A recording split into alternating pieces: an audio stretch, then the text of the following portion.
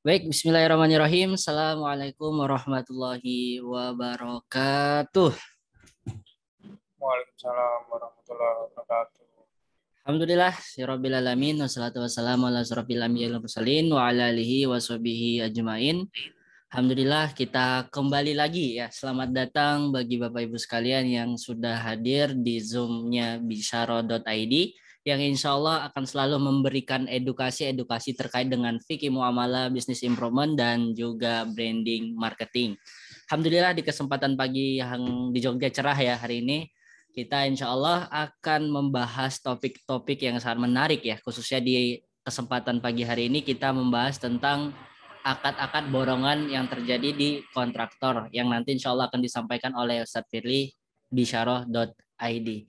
Kemudian salawat serta salam kita sampaikan kepada junjungan Nabi besar kita Nabi Muhammad Sallallahu Alaihi Wasallam. Semoga kita semua yang berada di Zoom meeting kali ini akan mendapatkan syafaat dari Rasul kita Rasulullah Sallallahu Alaihi Wasallam.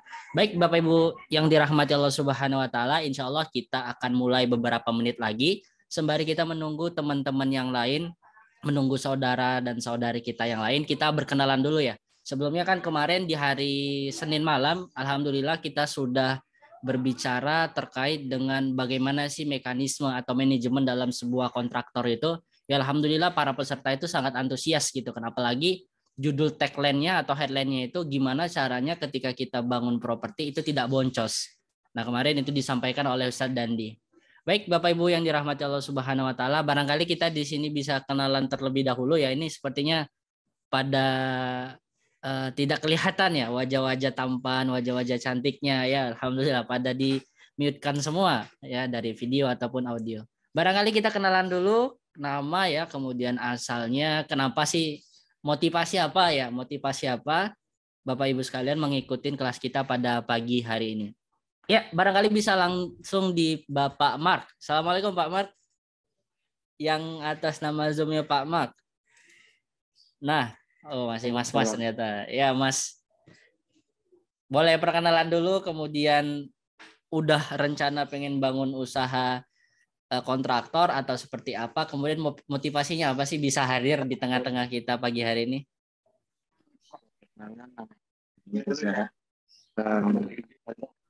Asalnya dari Karanganyar. Karanganyar, oke. Dan pastinya ingin mengetahui sirkah yang benar tentang bisnis kontrak. Oh, berarti udah jalan ya bisnis kontraktornya? Udah berkecimpung di kontraktor. Oh, berkecimpung di kontraktor. Di Karanganyar juga ya, Mas ya? Iya. Nama brandnya apa itu kontraktornya? Di tukang bangun di Karanganyar ini. Tukang bangun. Oh, Ya. sih. Berarti sih itu sebagai ownernya ya?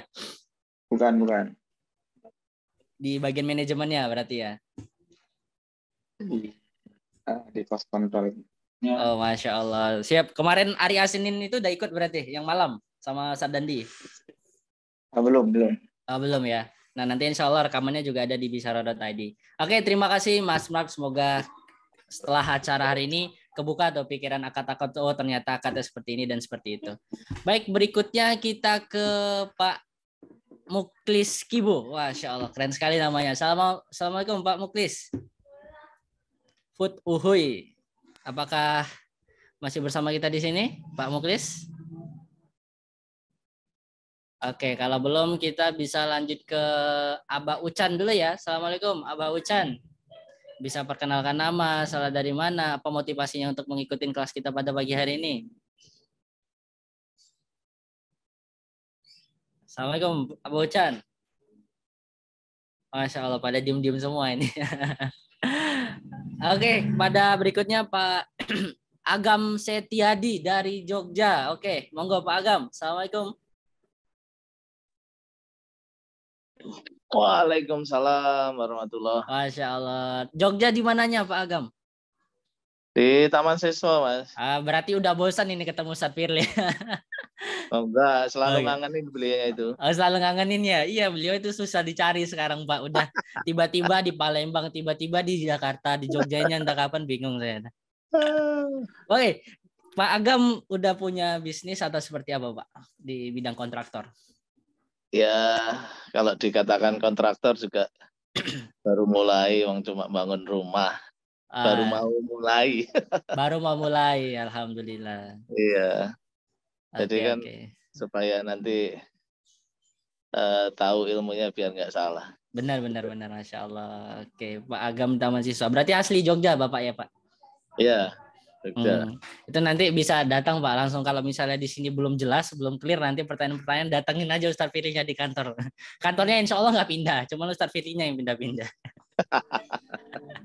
Oke. Motivasinya apa, Pak? Ikut kelas pagi hari ini? Ya itu, Mas. Karena ada rencana bikin coupling gitu. Cuma kecil sih, paling 4. Pengen tahu seperti apa manajemennya, terus kemudian nanti kalau misalkan ada yang DP, tapi yang jelas apakah nanti pembeli itu lewat hutang untuk melunasi di kita, itu apakah itu. Kalau lewat bank seperti apa gitu, terus kalau cash tempo seperti apa, terus kemudian yang pengen nanti ditanyakan juga terkait tanah itu kan milik orang lain ya, terus dikerjasamakan itu seperti apa gitu. Betul. Katanya. Karena kan kalau baru mulai kemudian tanah sendiri gitu kan cost-nya kan terlalu tinggi. Terkadang orang punya tanah tapi dia meng-create tanah itu menjadi bernilai, itu kan yang dia nggak bisa, akhirnya pasrah ke kita. Tapi yang pertama tetap trust-nya kan tetap yang utama gitu. Cuma secara muamalahnya itu menyalahi atau enggak. Nah, pengen tahu di situ. Berarti udah banyak pertanyaan ini, Pak, kayaknya ya. Banyak, tapi mungkin bagi peserta yang lain hal yang dulu pernah, tapi kan karena saya baru mau mulai ya memang pengen tahu gitu seperti apa untuk ini. Siap, terima kasih Pak Agam. Yang sudah mulai aja kadang banyak yang harus balik lagi di awal, Pak, untuk belajar akad-akad ya kan? Iya, karena ini konsistensinya tergoyahkan oleh kebutuhan. Ini menarik ini. Nah, iya kan? Iya. Oke. Baik, terima kasih Pak Agam dari Jogja. Oke, bisa satu lagi ya. Insya Allah kita nggak bisa semua, nanti paling kalau ada sesi tanya jawab langsung dikenalkan diri juga di situ gitu ya. Kemudian juga beberapa menyampaikan problemnya nanti di sesi tanya jawab. Satu lagi barangkali dari Bapak Fauji Jakarta. Assalamualaikum Bapak Fauji. Apakah terhubung dengan kita di pagi hari ini? Bapak Fauji. Oke, kalau belum kita lanjut ke yang lain dulu ya. Bapak Heri. Assalamualaikum Pak Heri. Ini sembari kita menunggu teman-teman yang lain ya. Insya Allah masih ada beberapa peserta lagi yang kemarin juga banyak bertanya-tanya ya. Assalamualaikum Bapak Heri. Assalamualaikum. Masya Allah. Waalaikumsalam. Oke, Pak Heri dari mana Pak asalnya ini? Dari Bandung. Dari Bandung. Oke, kemarin Senin malam udah ikut acara kita yang pertama ya Pak ya? Yang Ustadz Dandi. Oh belum, baru berarti baru hari ini ya? Ya, betul. Oke. Pak Heri dari Bandung. Oke, punya usaha kontraktor yang udah berjalan berarti ya Pak? Belum. Saya hanya ingin bagaimana sih, ini kan nanti real ya, praktek di aslinya gitu kan nanti. Oke. Karena saya ini kan awalnya dari bankers ya. Oke. Saya tahu ini dari Xpeng, saya anggota Xpeng soalnya. Oh, ini ya Ustadz Pak Chandra ya. Betul. Oke. Saya 18 tahun di sana, saya resign 2018. Oke, alhamdulillah. Saya ingin menambah pengetahuan aja. Kalau akan kapal ini, tapi kalau fungsinya atau enggak dipakainya di mana sih? Nah gitu ya. Istisna, kan? Ada mudharabah, merubah, itu saya tahu, tapi secara teori ya, tapi secara praktik seperti apa sih dari properti ini? Kebetulan nanti itu ada teman juga kan yang udah punya properti. Suatu saat dia perlu, saya akan kasihkan nih ilmunya. Ini kalau di aslinya itu. Oke. Siap. Terima kasih banyak Pak Eri dari Bandung ya. Alhamdulillah beliau keluar dari bank ya untuk menuju di proses muamalah yang lebih halal. Ya jadi kalau kita berbicara tentang muamalah, kehidupan kita ini 80% muamalah ya. Kita mau beli cilok aja juga itu bagian dari muamalah, jual beli. Kemudian juga apalagi bekerja sama. Syirka itu lebih detail lagi. Nah, Raja Syirkanya sudah hadir di tengah-tengah kita. Kita sapa terlebih dahulu. Assalamualaikum Ustaz Firly. Waalaikumsalam warahmatullahi wabarakatuh. Gimana Ustaz Firly kabarnya? Alhamdulillah sehat. Alhamdulillah. Dengan gimana? Alhamdulillah sehat Ustaz. Alhamdulillah. Sehat, apalagi udah bersama Ustaz Firly. Lagi di Jogja Ustaz atau di mana? Papua, NTT? Alhamdulillah lagi di rumah di Jogja. Alhamdulillah di tempat istri pertama ya Ustaz. Alhamdulillah. Alhamdulillah. Baik, Siap. ini sudah bertambah banyak ya Ustaz. Alhamdulillah pesertanya pada pagi hari ini. Tadi juga banyak sekali motivasinya yang juga pengen udah terjun di kontraktor tapi masih di bagian manajemennya. Ada yang pengen belajar untuk buka usaha kontraktor tapi harus paham detail ya terkait dengan muamalahnya. Ya kalau berbicara tentang muamalah itu tadi ya 80% itu kegiatan kita adalah muamalah. Kalau kita mau berbisnis nggak paham akad-akadnya, walaupun itu akad-akadnya benar, itu nanti sama aja tidak dinilai pahala. Itu kata Ustadz Dwi Condro. Apalagi yang ketika ngejalanin bisnis akad-akadnya batil, nanti jatuhnya bisa haram dan nggak berkah. Baik, langsung saja sebelum kita mulai ya nanti insya Allah akan disampaikan oleh Ustadz Firly terkait dengan materi kita pada pagi hari ini. Tapi saya boleh spill dikit, kemarin di hari Senin malam itu sudah disampaikan oleh Ustadz Dandi. Kenapa sih banyak pengusaha kontraktor itu terjadinya boncos? Ternyata problem yang paling utama dan paling fundamental itu adalah akad-akadnya. Nah ternyata juga di kontraktor itu ada akad cost fee, kemudian ada akad borongan yang insya Allah di pagi hari ini akan disampaikan oleh Ustadz Firly. Baik, sebelum kita mulai, biar kita mendapatkan keberkahan semuanya, mari kita membaca basmalah terlebih dahulu. Bismillahirrahmanirrahim. Dan bagi Bapak Ibu yang nanti punya pertanyaan bisa raise hand ya. Gitu. Baik, langsung aja kepada Ustadz Firly. Tafadhal Mas Koro. Siap. Matur. Bismillahirrahmanirrahim. Assalamualaikum warahmatullahi wabarakatuh. Waalaikumsalam warahmatullahi wabarakatuh. Alhamdulillahirabbil alamin. Wassalatu wassalamu ala asrofil anbiya'i wal mursalin sayyidina wa maulana Muhammadin wa ala alihi washabbihi ajmain. Amma ba'd. Oke, alhamdulillah pagi hari ini kita bisa bergabung bersama di kegiatan Jumat Berbagi yang biasanya sudah menjadi kegiatan dari Bisyarah ID, yang mana memang ini program gratis secara online yang biasanya kita membagikan ilmu mengenai ilmu-ilmu bisnis termasuk juga ilmu syariahnya. Nah, alhamdulillah pagi hari ini kita akan diskusi mengenai akad jasa kontraktor, yang mana untuk para pebisnis properti terutama ya, atau yang juga bisnis kontraktoran itu idealnya paham dan tahu, karena bisa jadi nanti kegiatan muamalahnya bisa salah kalau tidak paham akad. Nah, saya akan menyampaikannya menjadi lebih simpel pagi hari ini. Izinkan saya untuk share screen terlebih dahulu. Apakah masuk share screen saya? Alhamdulillah, masuk Ustaz. Siap. Ya, kita mulai ya. Nah, ini misi dari Bisyarah ID, menyelamatkan pengusaha dunia dari harta haram.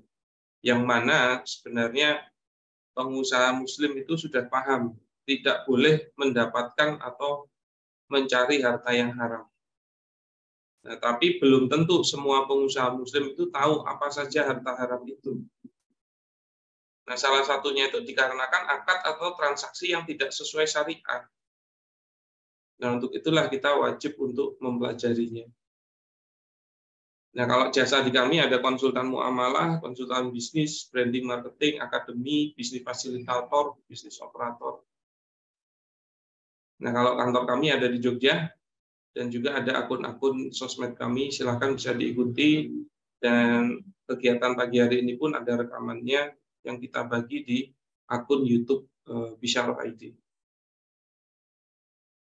Nah, pagi hari ini kita akan mempelajari mengenai tinjauan syariah akad jasa kontraktor borongan per meter persegi. Karena ini sudah banyak diaplikasikan ya, dan nanti kita tahu pengkritisannya di dalam hal apa. Yang bisa jadi banyak kontraktor saat ini termasuk developer itu salah dalam mengimplementasikannya. Tapi dianggap itu sudah maklum atau dimaklumi, diaplikasikan dan dianggap itu tidak bermasalah. Padahal permasalahannya bisa jadi nanti sangat signifikan atau vital. Nah, pendahuluannya, kontraktor adalah salah satu bisnis di dalam dunia properti. Apa pengertian kontraktor? Kontraktor adalah perorangan atau badan hukum yang dikontrak atau disewa oleh pemilik proyek untuk melaksanakan pekerjaan sesuai dengan perjanjian kontrak yang telah disepakati dan sesuai dengan keahliannya, yaitu bangun bangunan. Nah, secara sederhana, kontraktor adalah orang atau suatu badan hukum atau badan usaha yang dikontrak atau disewa untuk menjalankan proyek pekerjaan atau proyek konstruksi. Nah, pekerjaan kontraktor biasanya dibatasi oleh waktu penyelesaian, biaya, dan hal-hal yang harus diselesaikan sesuai kontrak. Nah, ini gambarannya dulu. Insya Allah kita sepemahaman mengenai pengertian ini dan mengenai definisinya dan implementasinya. Jadi secara sederhana, kontraktor adalah orang atau badan hukum atau badan usaha yang dikontrak atau disewa untuk menjalankan proyek pekerjaan atau proyek konstruksi. Pekerjaan kontraktor biasanya dibatasi oleh waktu penyelesaian, biaya, dan hal-hal yang harus diselesaikan sesuai kontrak. Nah, ini kegiatan kontraktornya. Nah, jadi apabila ada pihak yang menginginkan dibangunkan sebuah rumah atau gedung, maka akan menggunakan jasa kontraktor tersebut, gitu kan. Nah, biasanya konsumen pada saat menggunakan jasa kontraktor tersebut akan memperhitungkan biaya dengan cara mengalihkan luasan bangunan dengan harga yang sudah dimasukkan biayanya, biaya jasanya, plus bahan materialnya sekalian yang akan disepakati dengan kontraktor. Begitu kan? Seringnya kan begitu. Jadi konsumen pada saat menggunakan jasa kontraktor, penekanannya kan ini sebenarnya kegiatan jasa. Nah, tapi di dalam penggunaan jasa kontraktor itu memperhitungkan biaya dengan cara mengalihkan luas bangunan overall-nya dengan harga yang sudah dimasukkan. Jadi di dalam harga itu ada biaya jasa plus bahan materialnya, gitu. Dan itu yang biasanya disepakati dengan kontraktor. Kan? Contohnya, membangun rumah seluas 100 meter persegi. Maka dikalikan harga 1 meter persegi, yaitu 4 juta rupiah. Yang menghasilkan nilai 400 juta rupiah. Yang mana di dalam nilai 4 juta tersebut, itu ada nilai biaya jasa dan harga bahan material sekaligus. Umumnya kan gitu. Kalau rumah-rumah normal, sekitar 4, kalau rumah-rumah tingkat sampai 5 juta per meternya.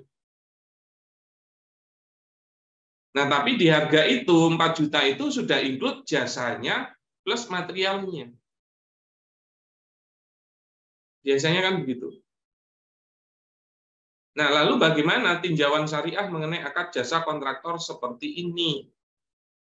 Nah, jadi, poin utama kita diskusi atau sharing ilmu di pagi hari ini mengenai di situ saja, tidak melebar ke hal yang lain, yaitu akad jasa kontraktor kok cara hitungannya begini, lalu diakadkan. Gimana? Kira-kira menarik nggak untuk dibahas? Coba saya mau lihat di chat dulu. Itu dijawab dulu, kira-kira menarik nggak ini untuk dibahas? Menarik nggak? Menarik. Menarik, Ustaz. Menarik. Mendorong ya. Menarik, Ustaz. Sampai mendorong segala ya.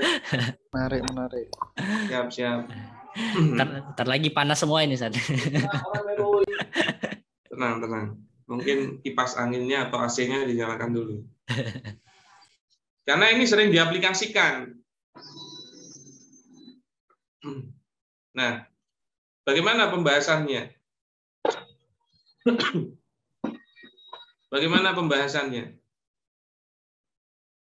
Dalam akad jasa kontraktor dengan perhitungan biaya jasa sekaligus harga bahan material tersebut, ya itu sebenarnya hakikatnya ada dua objek yang berbeda. Begitu loh. Iya kan? Jadi di akad jasanya itu ada dua objek yang berbeda, ada biaya jasanya dan juga ada bahan materialnya. Dia dua objek itu. Yang pertama adalah objek jasanya, yang kedua adalah objek barang dalam bahan materialnya. Oke. Diikuti dulu.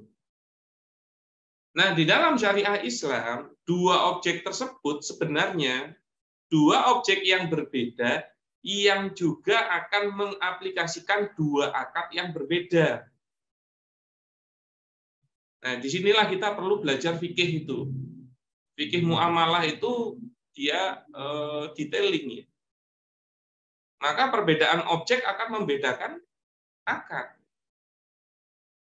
Nah, di dalam syariat Islam, dua objek tersebut sebenarnya dua objek yang berbeda yang juga akan mengaplikasikan dua akad yang berbeda. Nah, yang melakukan objek jasa, dia akan melakukan akad al-ijarah atau sewa jasa.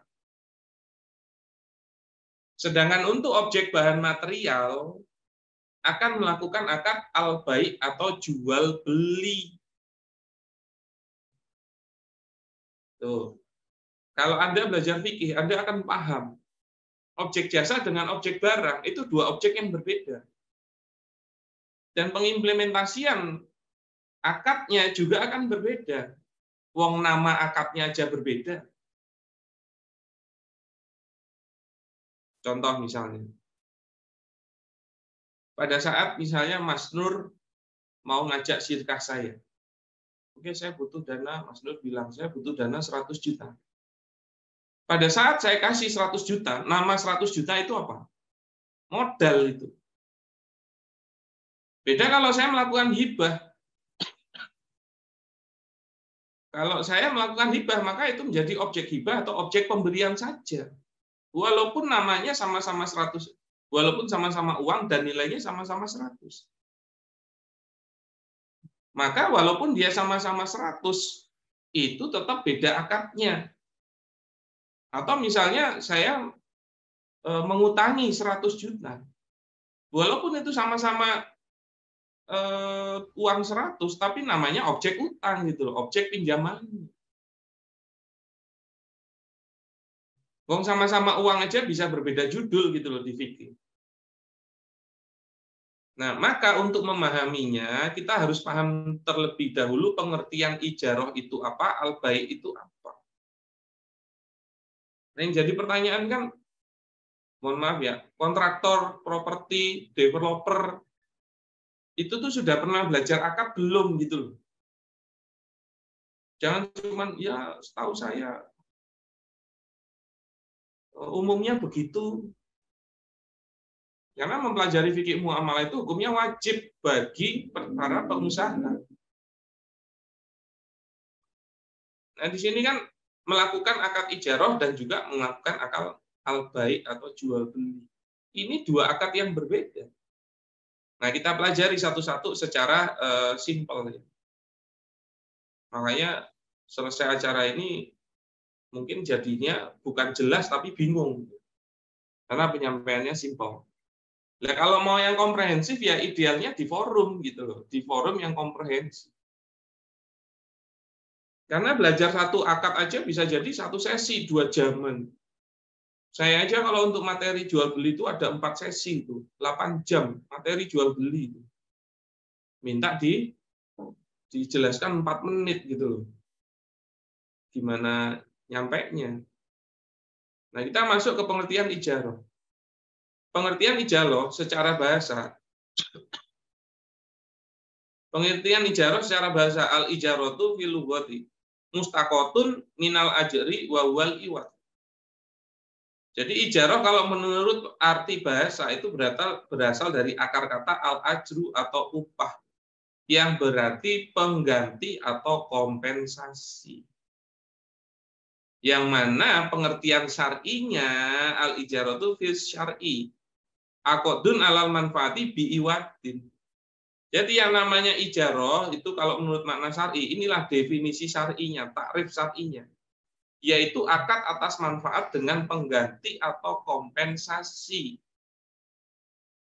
Ini pengertian syar'i dari ijarah. Jadi akad atas manfaat yang diberi kompensasi.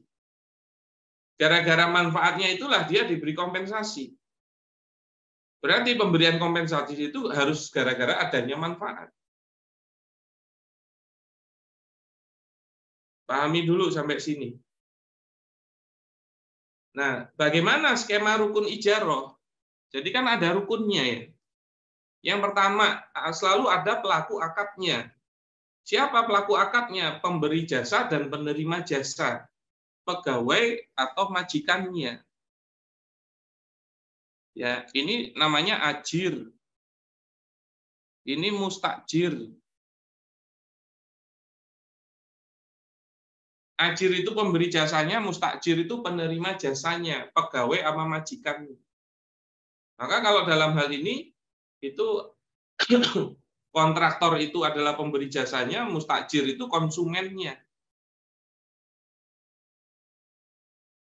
Yang mana objek akadnya kalau dia ajir atau pemberi jasa ngasih jasa atau manfaatnya. Nah, nanti mustajir itu memberikan kompensasi atau ujrohnya. Nah, baru nanti ada ijab qabulnya. Maka kalau mereka sudah ijab qabul, menjadi wajib nanti manfaat atau jasa diberikan sini, kompensasi nanti diberikan ke sini.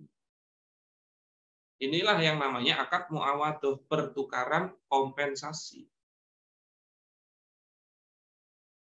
Nah, ini rukun ijarah. Maka objeknya hanya tentang jasanya tok. Jasa itu tidak ada barangnya, tidak ada bentuknya, tapi bisa dirasakan manfaatnya. Itulah jasa.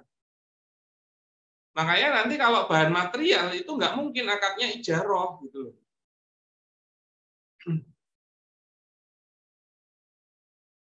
Iya kan? Ya enggak. Ikutin dulu, belum selesai. Iya, Ustadz, betul. Minum dulu, Ustadz, minum. Betul, Ustadz. Siap. Nah, sekarang kita masuk ke akad jual beli.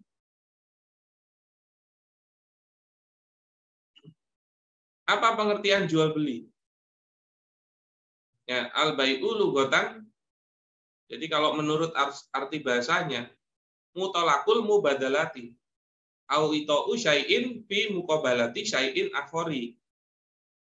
Jadi kalau jual beli menurut makna bahasanya adalah pertukaran secara mutlak atau memberi sesuatu diganti sesuatu yang lain gitu. Nah, itu menurut arti bahasanya secara lughahnya. Lalu apa pengertian syar'inya? Karena amalannya ini harus sesuai dengan takrif syar'i. Nah, apa kalau pengertian syar'i dari jual beli al-bai'u syar'an mubadalatu malin bimalin ala sabilit tamliki antarodin. Jual beli kalau menurut pengertian syar'inya atau menurut syara itu adalah pertukaran harta dengan harta yang menimbulkan kepemilikan dengan dasar saling rela antarodin. Maka harusnya di dalam jual beli itu harta ketemu harta. Tidak ada harta ketemu jasa itu bisa berakad jual beli. Masuknya ke akad ijarah kalau seperti itu. Misalnya contoh, Mas Dur jualan bakso. Terus saya mau beli baksonya, tapi saya nggak punya uang. Terus saya bilang ke Mas Dur, saya mau beli baksonya. tapi nanti saya membayarnya dengan mencuci 20 mangkok kotor. Nah, pertanyaannya, bisa terjadi akad jual beli nggak kalau seperti ini? Tidak bisa. Kenapa? Karena objeknya bakso itu adalah harta atau barang, ketemunya jasa nyuci 20 mangkok kotor. Maka tidak sah kalau itu dinamakan sebagai akad jual beli. Kenapa? Karena bukan pertemuan harta, bukan pertukaran harta dengan harta. Di dalam fikih itu semuanya jelas, detail. Maka tidak bisa dinilai sebagai akad jual beli, tidak sah. Nah, tapi tetap bisa dilakukan nggak? Bisa, tapi akadnya dirubah, bukan akad jual beli. Yaitu dirubah menjadi akad ijarah. Jadi begini, nggak boleh kalau beli bakso saya, terus bayarnya dengan mencuci 20 mangkok kosong. Itu nggak boleh. Pasti Bapak nggak pernah ikut kajian fikih muamalah ya. Gitu. Nah, terus gimana Mas Nur caranya? Nah, kita ubah akadnya adalah akad ijarah. Bagaimana itu? Saya menyewa Anda, menyewa jasa Anda, mencuci 20 mangkok kotor, yang bayarannya adalah 1 porsi mangkok bakso. Jadi itu akad ijarah. Tetap bisa dilakukan, tapi termnya bukan akad jual beli, tapi akad jasa. Nah, masalahnya pemahaman orang pada umumnya, kalau dia jasa, itu dia bilangnya jual beli jasa, begitu loh. Nah, itu sebenarnya secara fikih salah. Kalau jual beli jasa ya jasa, ijarah. Jadi sebenarnya bukan jual beli jasa, yaitu mempertukarkan jasa dengan kompensasi. Itulah akad ijarah tadi. Kan gitu. Maka kalau jual beli itu harus harta ketemu harta. Biasanya apa? Produk, barang, ketemu pembayaran. Nah, skemanya gimana? Skemanya seperti ini. Ada pelaku akadnya. Siapa? Penjual dan pembeli. Ini al-bai dan al-mustari. Nah, objeknya apa? Objeknya adalah ada penjual dan pembeli. Objeknya kalau penjual itu bawa barangnya, pembeli bawa pembayarannya. Maka bila mereka sudah ijab kabul, barang wajib dikasih ke sini, pembayaran dikasih ke sini. Tapi ingat, objeknya barang, dan hukum asal barang itu ada bentuknya. Dan setiap objek itu juga harus ada syarat-syaratnya yang terpenuhi. Begitu juga di ijarah tadi.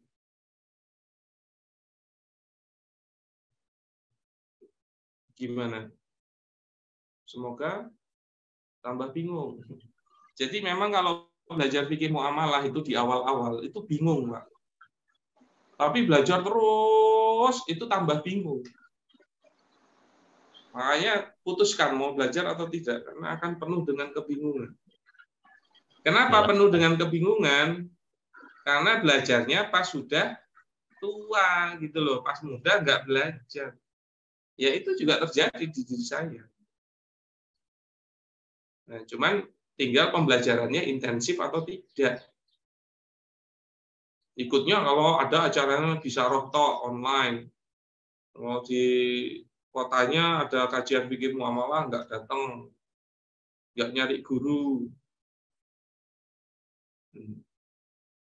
Waduh, gas ke Jogja lagi, Pak Nasir nih. Bilang aja ingin main ke Jogja.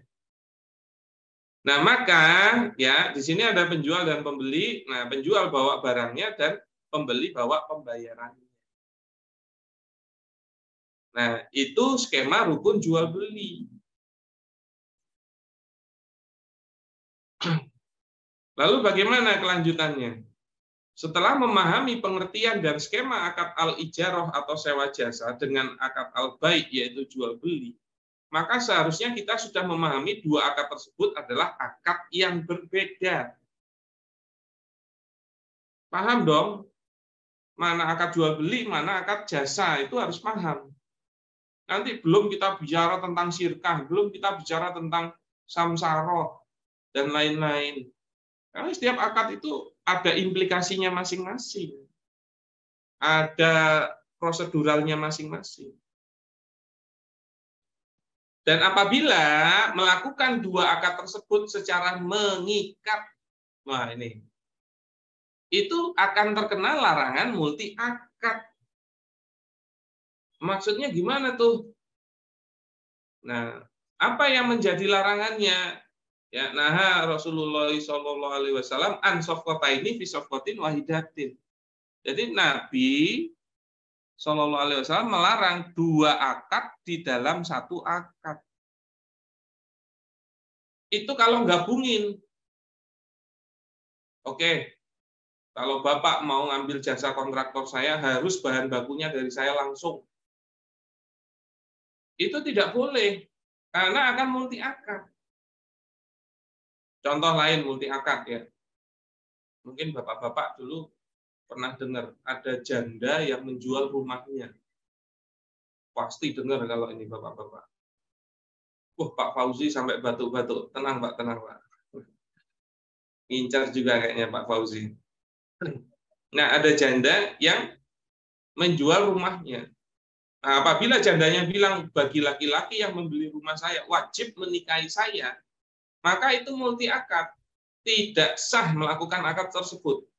Kenapa? Karena akad jual beli dengan akad nikah itu dua akad yang berbeda yang tidak boleh saling mengikat karena implikasinya masing-masing. Berarti kalau mau beli rumahnya saja boleh, mau menikahi saja boleh, itu tidak apa-apa, menjadi opsional, tidak mengikat. Misalnya mau celah dibeli rumahnya, wah ternyata jandanya lumayan, diberibik mau, ya udah sekalian nikah ya monggo. Tapi kalau nggak nikah juga boleh. Maka tidak boleh membeli rumahnya dipersyaratkan atas menikahi janda tersebut. Atau cerita yang zaman dahulu yaitu cerita Siti Nurbaya. Pasti pada tahu kan ceritanya Siti Nurbaya, yaitu kenapa Siti Nurbaya kok dinikahi oleh Datuk Maringgi yang sudah tua? Karena Datuk Maringgi itu memberi pinjaman atau utang kepada orang tuanya Siti Nurbaya. Yang mana orang tuanya Siti Nurbaya itu tidak bisa membayar hutangnya. Lalu Datuk Maringgi bilang, akan saya hapuskan hutangmu apabila kamu menikahkan anakmu dengan aku. Maka penghapusan hutang itu satu akad sendiri, menikahi itu satu akad sendiri. Yang mana apabila kedua itu saling mengikat, jatuhnya multi akad dan itu tidak sah. Makanya yang dilakukan oleh Datuk Maringgi itu tidak sah, mengikat penghapusan hutang dengan menikahi anaknya si penerima hutang. Nah, itulah kenapa kita kenal Datuk Maringgi itu sebagai bapak multi akad. Karena mereka dia dulu yang melakukan lebih dulu, sejarahnya begitu kan, yang kita kenal. Nah, ini Kang Kisno sudah nanya aja nih, jual kafling, tapi nanti kalau mau ngebangun wajib ke saya, ini juga nggak boleh. Iya, karena jual beli kafling itu kan jual beli, dan jasa itu sebenarnya membangunin itu kan jasa. Maka mewajibkan jual beli kafling dengan mewajibkan dia harus dibangun oleh developer itu sama saja multi akad, tidak sah itu. Gitu. Tenang, jangan emosi dulu. Nah, jadi apabila mengambil jasa kontraktor yang mana objek akadnya adalah jasa dan mewajibkan konsumen juga berjual beli bahan material dengan kontraktornya secara mengikat, hukumnya haram karena terkena dalil larangan multi akad tersebut. Berarti bisa nggak kita jasa kontraktor itu langsung berakad dengan jasanya plus materialnya? Bisa atau tidak? Tidak bisa secara syariah. Gimana? Tahu gitu kan nggak ikut kajian pagi ini. Ya nggak tahu. Udah ada wajah-wajah menyesal sana. Bukan menyesal jasa kontraktornya, tapi ikut acara pagi ini. Ya. Mendingan nggak usah kenal Bisara. Iya. Ya kalau nggak mau nonton nggak apa-apa, nanti kita kasih share link rekamannya aja. Sama aja. Oke. Tobat. Nah, Nanti kalau kita mau bicarain hikmah itu banyak Pak, luas Pak. Tapi kita pahami dulu fikihnya seperti apa. Karena melakukan sesuatu itu boleh atau tidak karena dalil, bukan karena hikmahnya. Contoh misalnya, kita dilarang memakan daging babi. Larangannya kan langsung dari Al-Quran, khinzir. Nah, setelah ditelaah ternyata dalam babi itu, daging babi itu banyak adanya cacing pita yang tidak baik untuk kesehatan. Nah, di Jepang itu ada peternakan babi yang bersih sekali. Seperti hewan pada umumnya, bahkan bersih sekali. Yang mana daging babi itu atau babi itu sebelum disembelih dicek dulu ada cacing pitanya atau enggak. Jadi peternakan itu hasil produksinya babinya itu tidak ada cacing pitanya. Pertanyaannya, apa terus jadi halal daging babinya? Enggak. Kalau mau bicarain hikmah nanti banyak, tapi pahami dulu dari sudut ini. Dan juga nggak boleh membenarkan itu karena hikmahnya. Wah, kalau kayak gini malah nyusahin toh. Nggak harus begini. Dulu saya pernah itu di workshop marketing. Saya sampaikan bahwasannya hati-hati di dalam marketing itu suka terjadi samsaroh ala samsaroh kalau menggunakan agensi. Terus jawabannya dia, loh kalau caranya gitu kan nggak berkembang Pak. Ya tidak bisa membolehkan atau tidak membolehkan atau melarang itu gara-gara hikmahnya gitu loh. Itu berkembang atau tidak, enggak gitu. Nah kalau kayak gitu caranya riba bisa nggak dibenarkan? Bisa, orang butuh modal kok. Tapi pertanyaannya boleh nggak? Nah, maka mewajibkan dua akad ini itu tidak boleh karena akan menjadi multi akad. Nah, lalu solusinya apa?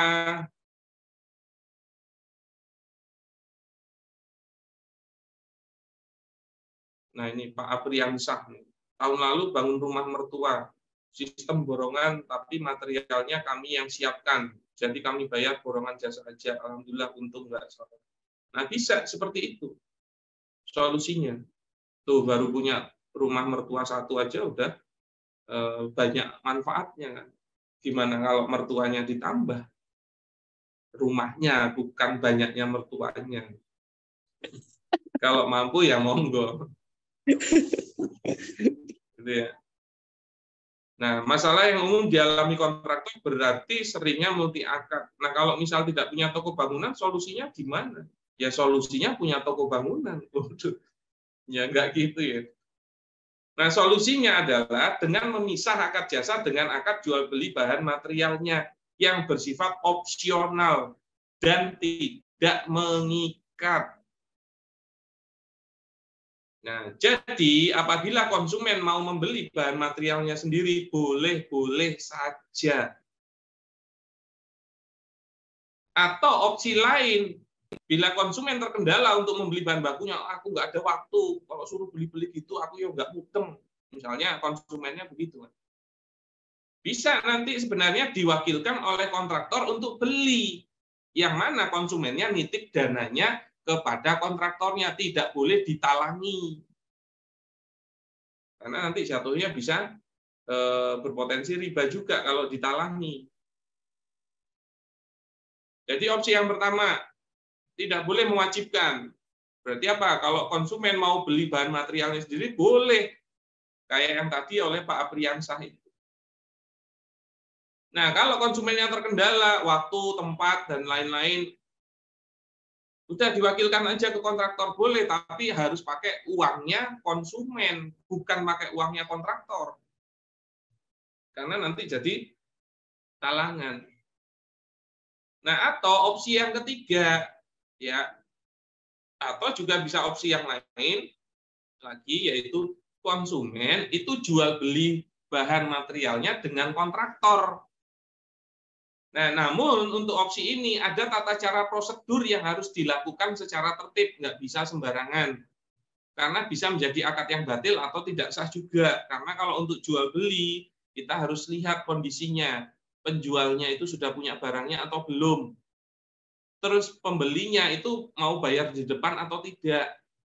Yang mana tidak kita bahas di pertemuan saat ini. Kenapa? Nanti kalau dibahas pertemuan saat ini, habis bahannya, besok-besok nggak ada yang dibahas lagi. Nggak gitu ya, maksudnya pembahasannya agak panjang. Gitu loh. Kami Bisyarah itu pingin gitu loh, memberi wawasannya itu secara gamblang, tapi juga kalau gamblang nggak bisa sebentar. Ya, wallahu a'lam. Nah, itu diskusi kita pagi hari ini. Nah, silahkan kalau ada yang mau didiskusikan atau ditanyakan. Tapi kayaknya sudah jelas ya, berarti tidak ada yang ditanyakan. Mungkin kita cukupkan sekian. Sudah jelas pusingnya Ustaz ya. Alhamdulillah. Baik. Nah, saya izin dulu mau minum sebentar, break. Saya kembalikan kepada Mas Nur, mungkin ada info-info yang mau disampaikan, silakan. Ya, baik. Insya Allah kita berikutnya ini akan bermasuk di sesi tanya jawab ya. Sepertinya juga pemateri beliau itu masih semacam memancing doang ya, belum ditarik gitu ya. Artinya masih banyak nih sepertinya pertanyaan-pertanyaan kita yang tadinya kalau misalnya oke, akadnya udah terpisah gitu kan antara akad jasa sama akad jual beli. Tapi di jual belinya itu kita mendapatkan fee juga dari beli itu. Misal harga batas 10.000 terus kita dapat 2.000, nah itu seperti apa? Itu juga banyak sekali pertanyaan-pertanyaannya. Dan juga tadi disampaikan Ustaz Firly ternyata banyak terjadi hal-hal yang multi akad di sebuah atau muamalah di konstruksi atau properti ini ya. Dan pembahasannya tadi itu udah ada disampaikan terkait dengan akad ijaro sama akad jual beli. Ya ternyata di dua itulah dalam proses bagaimana kita melakukan muamalah dengan konsumen dan lain sebagainya. Itu baru akad seperti itu. Nah ini sepertinya masih banyak yang bingung Ustaz Firly ya. Jadi insya Allah kita ya insya Allah dalam waktu dekat di bulan ini akan memberikan solusi bagi pertanyaan-pertanyaan Bapak Ibu sekalian. Apakah itu? Ini dia infonya. Nah insya Allah kita sudah masuk ya. Insya Allah kita ada workshop profesional kontraktor properti syariah chapter di Jakarta. Oke, jadi tadi juga udah disampaikan Ustaz Firly. Kalau hanya di 2 jam seperti ini aja itu sudah sangat-sangat tidak cukup dan biasanya itu sangat menggantung ya. Maka kita hadirkan kelas yang atau workshop yang Masya Allah luar biasa ini berbicara tentang properti syariah. Di sisi manajemen ya nanti itu insya Allah ada Ustadz Dendi. Kemarin beliau juga sudah menyampaikan bahwasannya dalam 1 semester atau 1 dekade ya beliau itu berhasil menjalankan proyek itu sampai 20 rumah gitu. Nah artinya itu memang ada sistem mekanismenya dan juga ada sistem bagaimana sih marketing yang dilakukan oleh Ustadz Dendi ini insya Allah itu akan dibahas gitu. Begitu juga dengan Ustadz Firly, beliau akan membahas lebih detail lagi ya, persoalan akad-akad yang terjadi termasuk tadi akad ijaro sama akad jual beli. Ternyata ketika kita udah paham akadnya pasti ada problem lain gitu kan. Nah, today's exclusive workshop mengulas detail memberikan pemahaman dan implementasi kepada para kontraktor syariah yang ada di Indonesia. Menjadi seorang kontraktor itu bukanlah hal yang mudah karena memang seorang kontraktor itu membutuhkan pemahaman dan implementasi yang tinggi. Apalagi kalau kita berbicara kontraktor, berbicara rumah, pengeluaran terbesar sekali seumur hidup itu adalah membangun rumah atau membeli rumah. Nah kemudian tak cukup di situ, dari segi agama pun harus dipertimbangkan karena keberhasilan tanpa keberkahan itu sama saja sia-sia. Ya insya Allah kita yang berada di Zoom meeting kali ini insya Allah beriman ya. Kan kalau di surah Al-Asr itu demi masa sesungguhnya manusia itu dalam kerugian. Semua manusia itu dalam kerugian. Kemudian Allah menyampaikan kecuali adalah orang-orang yang beriman. Nah ini beriman insya Allah kita di sini semua beriman dengan iman yang sesungguhnya, dengan iman yang benar-benar yakin kepada Allah dengan adanya Sang Pencipta melalui proses berpikir. Yang kedua adalah amal soleh. Nah ini kita masuk di situ. Amal soleh yang seperti apa? Ternyata amal soleh itu syaratnya ada 2. Niatnya benar, kemudian caranya juga benar. Oke kita berbisnis kontraktor niatnya benar nih. Insya Allah niat karena Allah pengen memberikan lapangan pekerjaan buat orang lain, pengen memberikan nafkah yang terbaik buat keluarga. Tapi amalan atau caranya salah. Nah ini yang menjadi problemnya. Akhirnya apa? Amal solehnya tidak diterima. Berarti termasuk orang-orang yang merugi. Seperti itu kira-kira. Nah, berkaitan dengan proses sebuah proyek, maka seorang kontraktor harus memiliki kemampuan dalam skema, struktur, KPI, TDL, feasibility study, dan strategi marketing. Ini adalah garda terdepan ya kalau kita berbicara strategi marketing. Kalau Ustadz Dandi kemarin menyampaikan sampai detik ini beliau belum menggunakan digital marketing, artinya belum pakai ads dan lain sebagainya. Tapi beliau juga sepertinya menggunakan funnel marketing, jadi dari mulut ke mulut. Nah, bagaimana si owner rumah itu jadi trust ke kita, akhirnya dia menyampaikan ke keluarganya, ke yang lain-lain bahwasannya rumah saya ini dibangun oleh Ustadz Dandi. Maka kalau teman-teman pengen bangun, maka datanglah ke Ustadz Dandi. Nah, itu insya Allah ada strateginya. Dan yang tak kalah penting yaitu fikih muamalah. Ini yang paling fundamental ya, karena kata para sahabat itu jangan masuk ke pasar sebelum paham akad-akadnya. Nah, sekeras itu, maksudnya setegas itu Islam. Kalau kamu mau berbisnis, jangan masuk dulu di dunia bisnis sebelum paham fikih-fikih muamalahnya. Nah, karena itulah Muslim Property Camp dan Bisyarah.id kembali mengadakan kegiatan ini. Harapannya semoga bisa menjadi seorang kontraktor properti syariah yang cerdas, sukses, dan amanah.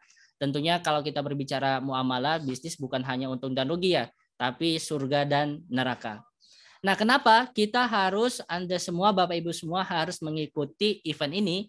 Yang pertama, pemateri adalah praktisi dengan pengalaman puluhan proyek di Indonesia.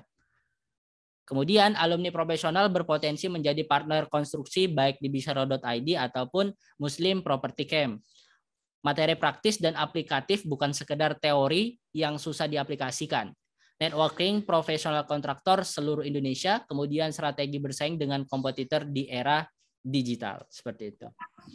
Nah, berapa untuk nilai investasinya? Ya, sekali lagi, insya Allah acara ini, workshop ini akan kita adakan di Jakarta, di Hotel Harper, yaitu di tanggal 26 sampai 27 Agustus. Nah, itu bisa dicatat untuk tanggalnya.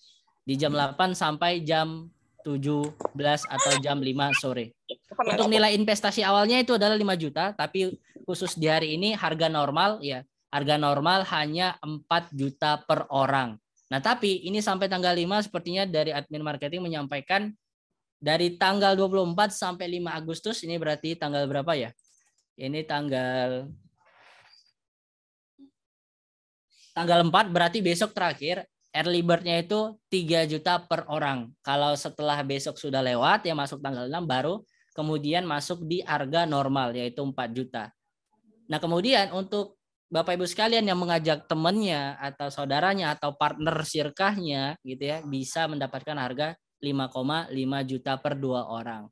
Nah, kemudian fasilitas yang didapatkan apa aja ketika kita udah mulai mengeluarkan investasi seperti itu. Yang pertama adalah in meeting room, hotel bintang 4, cafe break, lunch, kemudian dapat rompi, block note, kemudian soft copy materi, kemudian sertifikat. Nah, benefitnya template perhitungan RAB. Kemarin ketika Ustadz Dandi menyampaikan banyak itu persoalan-persoalan tentang RAB, bagaimana membuat RAB yang benar. Nah, insya Allah nanti ada template-nya.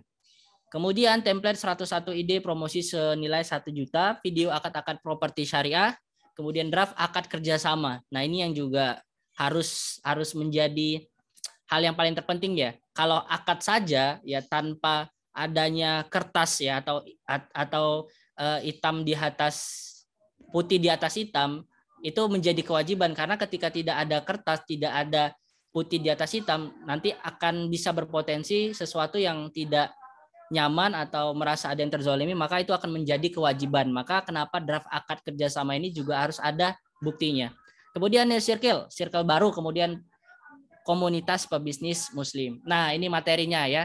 Materi apa aja sih nanti Ustadz Fili dan Ustadz Dendi disampaikan di acara tersebut? Pertama, manajemen kontrol sistem. Tentu ketika kita bergerak di dunia konstruksi, itu bukan hanya sebatas bagaimana manajemen diri kita sendiri saja, tapi bagaimana kita manajemen HRD-nya, kemudian pelaksananya, Pak Tukangnya, itu banyak sekali. Kemudian skema borongan kontraktor, kemudian yang ketiga KPI dan daily activity kontraktor, struktur kontraktor, strategi marketing kontraktor, teks dan kontraktor, workflow kontraktor, fikih muamalah dalam kontraktor, skema ujroh ya. Berarti ini masuknya akad ijaroh dan sistem kontrol tenaga kerja. Kemudian akad borongan kontraktor dan sistem kerja investor pembangunan. Berarti ini masuknya ke syirkah. Seperti itu Bapak Ibu sekalian yang insya Allah Ya ini hari terakhir sama besok terakhir insya Allah ada early bird-nya, jadi bisa langsung untuk menghubungi admin dari bisyaro.id. Ya, nilai investasi sepertinya sangat murah Sat, dibandingkan dengan kelas-kelas yang lain tuh. Kalau ada kelas-kelas tentang branding misalnya itu udah 9 jutaan Sat, kalau di Jakarta, di Bandung. Ini hanya senilai itu investasinya, artinya UMR-nya Jogja lebih dikit. Baik Bapak Ibu yang insya Allah dirahmati Allah Subhanahu Wa Taala, silakan jika ada pertanyaan silakan raise hand. Kami persilakan dari sekarang. Alhamdulillah Ustadz Firly sudah standby kembali. Ya kalau mau bertanya, saya minta raise hand untuk menyampaikan langsung pertanyaannya biar tidak salah dalam memahami fakta yang disampaikan. Kalau nggak ada yang raise hand, alhamdulillah berarti kita cukupkan sekian. Ini itu tadi Ustadz, nanti kayaknya semakin bertanya semakin tahu akhirnya.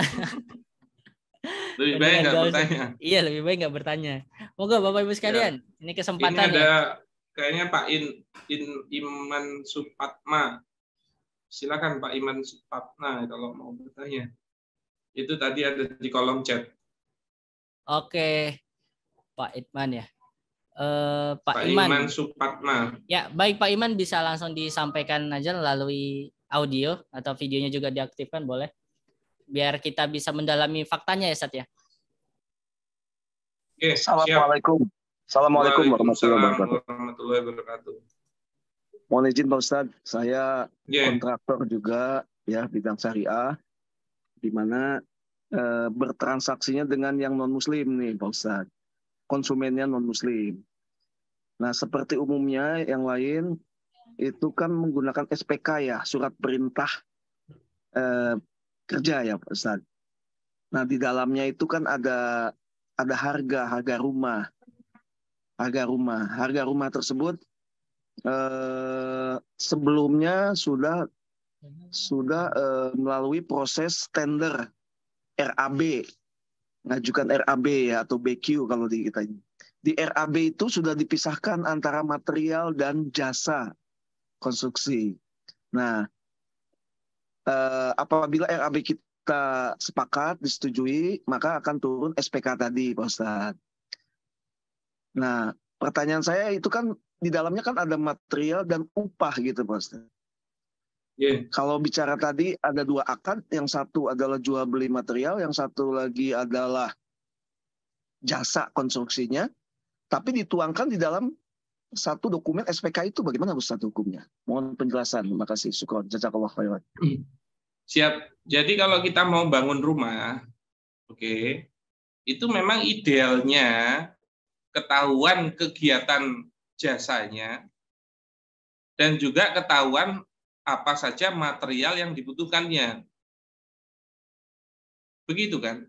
Namanya kalau profesional itu kan orang mau bangun rumah, minta yang bangun itu profesional, maka dia harusnya punya gambaran kalau mau bangun rumah itu kegiatan jasanya atau kontraktornya itu ngapain aja, nanti bangun ini, bangun ini, bangun ini. Untuk bangun itu pasti butuh material ini, material ini, material ini. Itu pasti ada. Karena untuk rujukannya si kontraktor juga, jangan sampai dia nggak ngerti saya itu harus bangun apa dan bagaimana. Makanya desainnya pasti juga udah fix itu. Desainnya harus fix, tidak boleh berubah-ubah. Ingat, akad jasa itu akad lazim yang dia harus mengikat. Ya, berarti harus fix, tidak boleh horor atau ada majhul, ketidakjelasan itu nggak boleh. Maka desainnya harus fix, saya mau bangun apa. Yang mana jadi bisa ditentukan materialnya butuhnya apa. Nah kalau jenengan, mungkin Pak Iman tadi, jangan di-close dulu mic-nya, saya mau diskusi atau bertanya dulu. Siap Pak Ustadz. Yeah. Maka kalau jenengan membreakdownkan gambaran itu belum bisa dinilai sebagai sebuah akad. Hanya gambaran kalau mau bangun rumah gitu loh. Memberikan spesifikasinya. Nah, yang menjadi pertanyaan, akadnya itu kapan? Inilah yang menjadi pertanyaan. Apakah SPK itulah si akad? Atau bagaimana? Ya, menurut saya dokumen akadnya itu dituangkan dalam SPK itu, Pak Ustadz. Karena di situ kesepakatannya di situ. Ya. Ya, maka tidak boleh menyatukan dua hal ini. Dampaknya apa sih? Dampaknya apa sih? Saya kasih gambaran. Misalnya ini tanah miliknya si A. Terus dia mau bangun rumah. Oke. Nyuruh bangun rumahnya kepada si B. Berarti jasa bangunin rumahnya dilakukan oleh si B kan? Saya tanya, harusnya kalau ini rumah mau jadi miliknya si A, yang mana dibangunkan oleh si B, saya tanya, harusnya materialnya itu punyanya si A atau si B? Coba Pak Iman mungkin bisa dijawab. Milik siapa?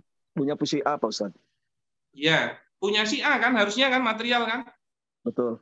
Itu kan kenapa? Karena kalau ternyata jasanya dilakukan oleh si B, tapi materialnya juga miliknya si B, kalau rumah itu belum jadi dan belum diserah terimakan, itu rumahnya tetap miliknya siapa? Si A tetap. Enggak, kalau si materialnya B. Juga dari si B. Oh, si jadi B dong. Iya. Si B kan, tapi di tanahnya si A kan? Iya, tanahnya A. Jadi akan bermasalah enggak? Mungkin kalau itu semua selesai dan bisa diserah terima kan enggak terlalu jadi masalah. Tapi coba kalau kita bayangkan rumah ini mangkrak 50% doang. Kalau material itu punyanya si B, oke, dan rumah itu mangkrak. Pertanyaannya, A mau nerima nggak rumah yang mangkrak itu? Nggak mau lah. Nggak mau. Pertama, tidak sesuai apa yang dia tuju. Dan pertanyaan berikutnya, sebenarnya rumah yang mangkrak itu miliknya si B atau si A kalau materialnya dari si B? Ya, materialnya miliknya masih punya siapa? Si B, Pak Ustadz. Nah iya, berarti rumah yang mangkrak itu punyanya si B atau si A? Rumahnya sendiri masih punya si B, status. Si B kan? Dan kalau dia mangkrak, ternyata si B tidak bisa melanjutkan. Bisa nggak sama si A? B, tolong bawa rumahmu pergi. Bisa nggak? Biasanya kasusnya kalau nggak dibayar sama si A, itu materialnya memang dibongkar, Pak Ustadz. Itu kerugian si B itu. Nah iya, berarti akan merusak lahannya si A nggak? Betul, jadi dibongkar lagi. Nah, maka akan bermasalah pada saat materialnya itu milik si B. Coba kita asumsikan bahwa material itu milik si A. Maka apabila mangkrak, berarti B itu hanya mengenai jasanya. Walaupun dia mangkrak, itu hanya one prestasi di jasanya. Tapi bangunan itu tetap miliknya siapa? Si A. Kalau materialnya si A, miliknya si A. Maka tidak ada diskusi untuk membawa rumah itu pergi. Gimana? Bisa mulai dipahami nggak dampaknya? Ya. Artinya apakah si A itu dalam akadnya itu harus memberikan DP itu, DP untuk membeli material tersebut oleh si B? Nah, yang mau jadi pertanyaan sekarang materialnya, oke, itu harus dari si A kan? Ya. Dan sebenarnya si B juga jadi nggak terlalu efisien kalau dia sudah melakukan jasa pembangunan rumahnya, tapi tidak didukung adanya material. Berarti pertanyaannya, harusnya si A memiliki materialnya dulu nggak? Iya kan? Harusnya sebelum dipakai sama si B kan? Ya. Iya kan? Nah pertanyaannya, A itu ready nggak sama materialnya? Enggak. Tidak, nah, sekarang bahkan tidak tahu bahkan materialnya apa. Ya kan sudah diperjelas tadi di awal sini, ada jasa dan material itu. Biasanya material, nah, jadi sebenarnya itu diajukan, Pak Ustadz. Diajukan oleh si B itu dalam RAB-nya itu. Materialnya ini. Iya, di sini loh. Nah, ini kan ada RAB nih. RAB isinya jasanya apa, materialnya apa. Maka sebenarnya A juga bisa mengetahui material yang dibutuhkan apa. Tinggal disesuaikan juga dengan kebutuhan oleh si B sebagai pemberi jasanya yang di sini tadi. Nah, sekarang pertanyaannya, bagaimanakah si A mengadakan material ini? Tadi opsinya, pertama beli sendiri. Beli sendiri. Oke. Yang kedua, kalau si A nggak mampu untuk beli sendiri, entah karena keterbatasan waktu atau apapun itu, bisa nggak diwakilkan? Bisa diwakilkan kepada B. Yang mana untuk jasa perwakilannya, B minta ujroh itu boleh. Jadi bisa ada pemasukan lain lagi. Tapi kalau mewakilkan, berarti tetap pakai uangnya siapa? Si A atau si B? Si A ya. Si A, maka harusnya si A juga menitipkan uangnya. Tidak boleh ditalangi dulu oleh si B. Oke. Kalau si B yang menjual materi tersebut gimana, Mas? Nah, opsi ketiga itu bisa melakukan jual beli dengan B. Nah, itu bisa. Yang sebenarnya nggak kita bahas hari ini karena agak panjang. Nah, gambarannya begini. Jadi kalau ada si A, itu jual beli dengan si B. Oke. B di sini kontraktor, ya. A di sini adalah konsumen. Maka penjualnya yang mana? Penjualnya adalah si B. Pembelinya siapa? Pembelinya adalah si A. Begitu kan? Berarti kalau penjual dia harusnya bawa apa tadi? Barang. Kalau pembeli bawanya apa? Pembayaran. Nah, untuk jual beli bahan bangunan ini termasuk jual beli barang misliat namanya. Wah, apalagi ini? Karena barang di dalam Islam itu dipecah jadi dua, ada barang kimiat, ada barang misliat. Nah, barang misliat itu barang yang bisa didapatkan di pasar manapun yang dengan spek yang sama dengan tidak ada perbedaan harga yang signifikan. Contohnya semen Holcim atau apa misalnya. Anda beli semen Holcim di toko material A maupun toko material B, insya Allah Holcim yang sama kan. Dan perbedaan harganya tidak signifikan, misalnya 50.000 satunya 51 lah. Tidak signifikan. Nah, itu termasuk barang misliat. Nah, di dalam jual beli itu ada kekhususannya, ada prosedurnya. Jual beli pada umumnya kalau pembayarannya diserah terimakan di depan pembayarannya, maka tidak utang. Barangnya juga diberikan di majelis akad, maka ini sah, boleh. Jadi contohnya, Mas Nur saya beli ya HP-nya 2 juta, ini uang 2 juta dikasih, HP-nya dikasih, tidak ada yang tertunda. Itu boleh, sah jual belinya. Nah, kalau barangnya yang tertunda masih boleh, asal pembayarannya nggak boleh. Ini sebenarnya masih sah juga. Atau sebaliknya, pembayarannya tertunda, boleh, asal barangnya tidak tertunda, diserah terimakannya. Ini juga masih sah. Nah, yang nggak boleh itu pembayarannya tertunda, kok barangnya juga tertunda. Ini jual beli kalik bil kalik. Jual beli kalik bil kalik dan hukumnya tidak boleh. Nah, Rasulullah Shallallahu Alaihi Wasallam an baiul kalik bil kalik. Jadi Rasul hadisnya kan, Rasul melarang jual beli utang dengan utang. Nah, yang jadi pertanyaan, kalau ternyata kontraktor itu belum memiliki barangnya, berarti posisinya kan di sini kan? Nah, jadi pertanyaan lagi, pembelinya yaitu si konsumen itu juga bayar di depan enggak? Ternyata enggak. Maka jual belinya itu juga tidak sah.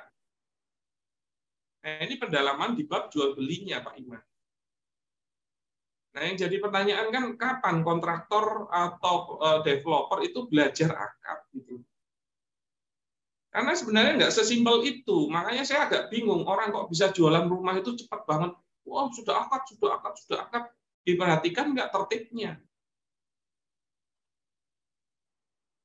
Nah, begitu Pak Iman. Semoga tambah bingung, maksudnya tambah paham begitu.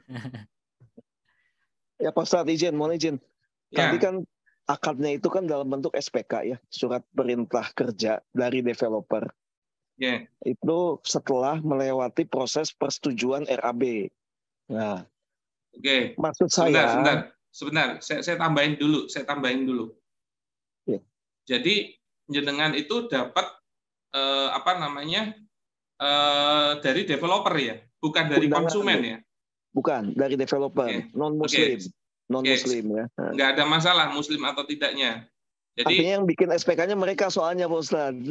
Iya, nggak apa-apa. Jadi muamalah dengan sesama dengan non-Muslim itu boleh selama tetap sesuai syariah.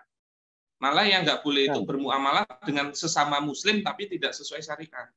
Nah, masalahnya akadnya atau SPK yang dituangkan dalam SPK kan yang buat mereka. Nah, berarti kalau dia tidak didasarkan pada syariah, Anda harusnya tidak menerima. Sesimpel itu sebenarnya. Kalau Anda mau review terus buatin akad baru yang mereka itu mau sepemahaman dan sepakat, boleh kan?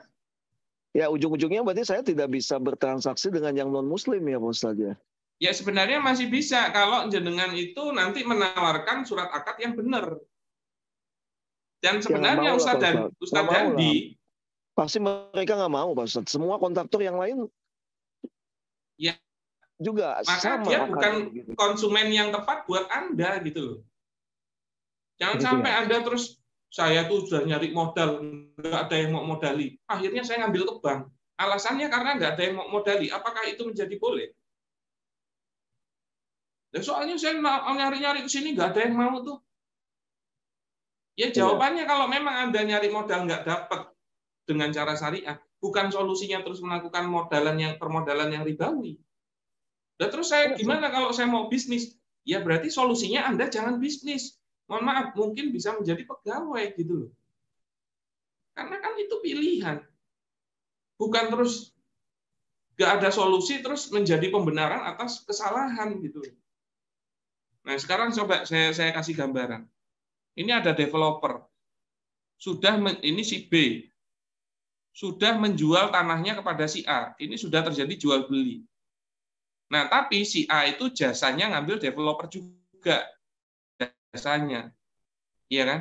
Ternyata sama si B disubkan lagi kepada si C yang kontraktor. Oke, padahal mau bangun rumah. Tapi materialnya itu dari si C. Materialnya juga dari si C. Saya tanya, itu tanahnya si A. Oke. Yang jasanya ngambilnya kepada si B, tapi kalau ternyata disubkan lagi ke kontraktor kepada si C dan materialnya dari si C, itu rumah milik siapa? Menurut Pak Iman, milik siapa? Rumahnya yang milik si ini kontraktor, Pak Ustadz. Si C kan? Iya. Lah itu tambah bermasalah lagi. Pada saat rumah itu mangkrak, A kan tahunya sama si B. Padahal itu rumahnya si C. Tambah double masalah nggak? Nah itu akan bermasalah, Pak. Makanya kalau dengan si B clear hanya masalah jasa, boleh dia subkan ke kontraktor hanya masalah jasa. Dan materialnya itu tetap dari si A. Nggak ada masalah kalau wan prestasi hanya wan prestasi jasanya, tapi tidak berhubungan dengan rumahnya. Begitu Pak Iman. Nah, maka kalau SPK-nya itu adalah akad dan menyatukan, sebenarnya itu tidak bisa dinamai sebagai akad ijaroh, karena materialnya tetap dari Anda. Begitu Pak Iman. Iya. Jenengan tinggal di mana? Saya di Bekasi, Pak Ustadz. Waduh, pas banget itu. Nanti tanggal 26-27 kalau mau ikut ke Cawang itu nggak jauh itu. Insyaallah. Kalau cuman mau belajarnya ya sambil lalu sih ya monggo di kelas-kelas seperti ini. Tapi kalau mau mendalam, karena Ustadz Dandi itu bukan hanya akad tapi bisnis proses dia juga megang. Yang akhirnya diskusinya itu mengenai untung rugi. Kalau muamalah itu ngomongin tentang halal haram gitu. Nah, yang kita inginkan adalah yang untung dan halal kan. Jangan sampai udah haram rugi gitu loh. Lah, apa? Berarti masih lebih baik yang untung dan haram gitu ya? Enggak juga. Ustadz, boleh izin? Nanti berarti di workshopnya itu ada solusinya ya Pak Ustadz ya. SPK-nya itu harus bagaimana misalnya begitu? Ya sebenarnya nanti pemahamannya tentang akad itu dulu yang dibenahi. Insya Allah juga akan dibantu mengenai surat akadnya. Tapi bukan mengenai surat akad yang akan kita pelajari. Karena kalau Anda punya surat akadnya dan nggak tahu pengaplikasian akadnya, ya salah juga. Iya. Masalahnya Begitu. akadnya saya sudah mengerti Pak Ustadz, bahwa itu harus terpisah ya antara jual beli dengan Nah, sekarang tadi. pemahamannya yang mendalam Anda butuhkan pada saat Anda harus menjelaskan kepada calon konsumen. Nah, itu butuh pendalamannya, bukan hanya, saya sudah paham kok. Tapi pada saat nanti konsumennya nanya ke kanan, ke kiri, ke kanan, ke kiri, Anda nggak bisa jawab, dia juga jadi bertanya-tanya, ini aslinya ngerti nggak sih? Gitu. Nah, makanya, dan belajar muamalah itu sebenarnya nggak instan, Pak Iman. Wong guru-guru kami, yang menurut kami itu lebih pintar daripada kami, itu belajarnya aja lama gitu. Nah, kita yang rata-rata kayak gini, kok minta sejam 2 jam langsung paham, gitu kan?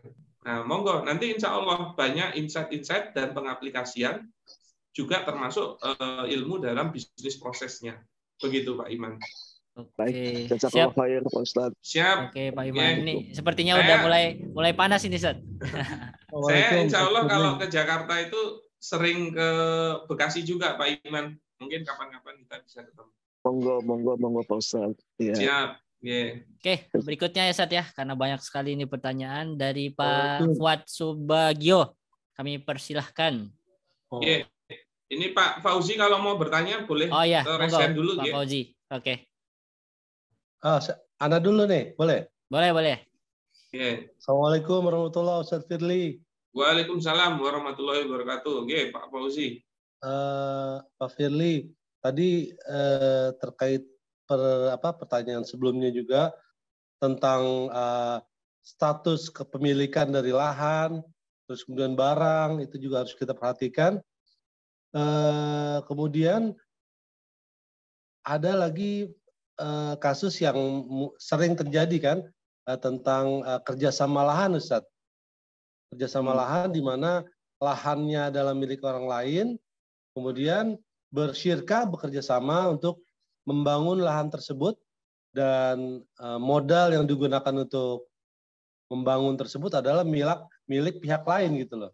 Antara A dan B berkongsi untuk membangun lahan milik A dan bangunan adalah milik B. Ini bukankah serupa Ustadz dengan kasus yang tadi, Ustadz? Terima kasih.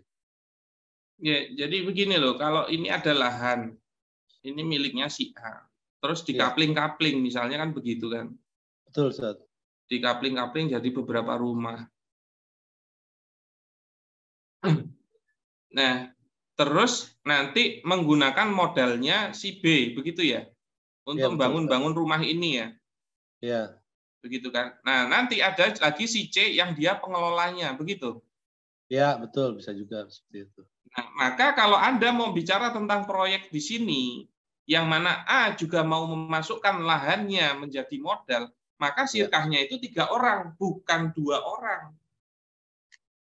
Maka akan terjadi sirkah, yaitu pengelola dan pemodal, ya. Yang mana pengelolanya itu si C, pemodalnya ada 2, ada A sama B. Maka dia harus dinilai, A itu tanahnya harganya berapa nilainya. Misalnya tanahnya 1M, misalnya. Maka B nanti masukin dana berapa? 1M juga. Maka total modal di dalam sirkah itu 2M, bukan 1M. Cara pengaplikasian gitu. Tapi kalau ini sebenarnya babnya bab sirkah, Pak. Nanti kalau dibahas lebih mendalam, waduh, sampai Jumatan minggu depan kita nggak selesai-selesai. Yes, begitu, Pak Fauzi. Tapi kalau yang seperti ini dimungkinkan ya, berbeda dengan yang kasus tadi ada lahan dibangun oleh si B, kemudian tanahnya milik A gitu loh. Dan si beda ya? Kalau ini kan nanti kalau mau mainnya ready stock, maka menggunakan modal dari si B untuk bangun rumah-rumah itu. Tapi bisnisnya jadi milik bersama orang 3 ini. Ya. Yang mana dampaknya adalah bagi hasil, bukan pembayaran per kapling tanah. Ya. gitu loh. Bukan bagi hasil per rumah, tapi keseluruhan bisnis. Baik, Ustaz.